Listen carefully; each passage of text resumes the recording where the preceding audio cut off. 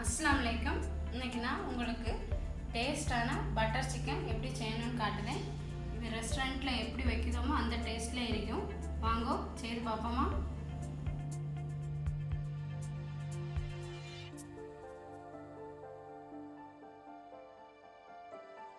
Butter சிக்கனுக்கு முதல்ல நம்ம சிக்கனை மேரினேட் பண்ணணும். சிக்கன் அந்த மாதிரி நல்லா கழுவி பொடி பொடியாக வெட்டி வச்சுருக்கேன். இது வந்து போன்லெஸ் சிக்கன். இப்போ நம்ம ஒரு பவுலில் தட்டிடுவோம். கொஞ்சம் இஞ்சி பூண்டு, கொஞ்சம் மிளகாய் பொடி, கொஞ்சம் உப்பு எல்லாம் நல்லா மிக்ஸ் பண்ணிவிடுவோம். மிக்ஸ் பண்ணிவிட்டு இதை ஒரு 10 மினிட்ஸ் நம்ம அப்படியே மேரினேட் பண்ண வச்சுருவோம். பேன் வச்சு அடுப்பு பற்றி கொஞ்சம் எண்ணெய் ஊற்றுங்க. எண்ணெய் கொஞ்சம் சுடட்டும். எண்ணெய் கொஞ்சம் சுட்டோன்னா இந்த மேரினேட் பண்ண சிக்கனை அதில் போட்டுருவோம்.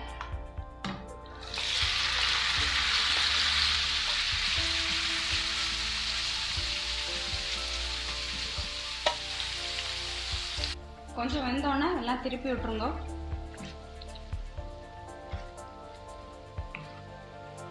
நல்லா குக்காக வேண்டாம், ஹாஃப் ஃப்ரை ஆனால் போதும். ஃப்ரை ஆகிட்டு இதை நம்ம நூலில் மாற்றிடுவோம். அடுப்பை அணைச்சிருங்க.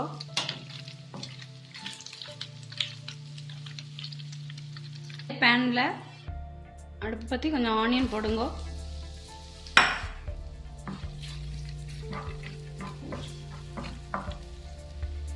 பேனில் கொஞ்சம் எண்ணெய் ஊற்றிக்கிடுங்க.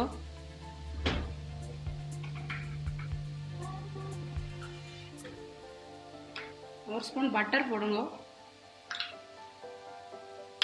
நல்லா மிக்ஸ் பண்ணி விடுங்க. நல்லா மிக்ஸ் பண்ண அப்புறம் டொமேட்டோஸ் போடுவோம்.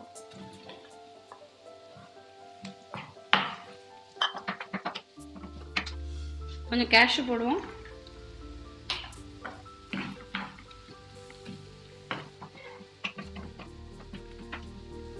கொஞ்சம் தண்ணி ஊற்றுவோம்.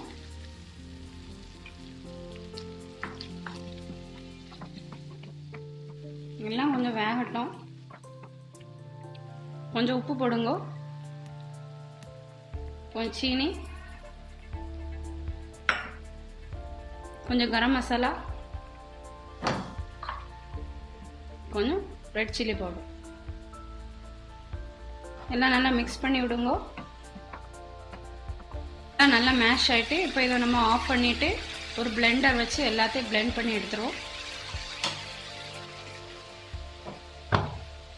இதை நல்லா மேஷ் பண்ணிடுவோம் பிளெண்டர் வச்சு.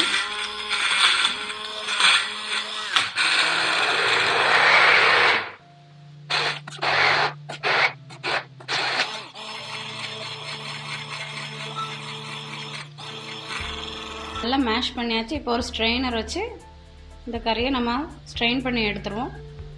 ஸ்ட்ரெயினரில் ஸ்ட்ரெயின் பண்ணிடுவோம்.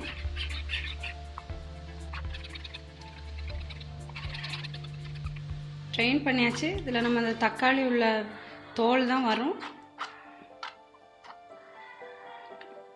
இனி நம்ம இதை அடுப்பில் வச்சு நல்லா கொதிக்க விடலாம். ஒரு பேன் வச்சு அடுப்பை பற்றி நம்ம ஸ்ட்ரெயின் பண்ண மசாலாவில் ஊற்றுவோம். இதில் கொஞ்சம் பட்டர் போடுவோம்.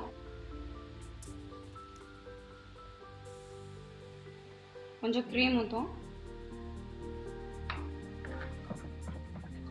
மிக்ஸ் பண்ணி விட்டுருங்க.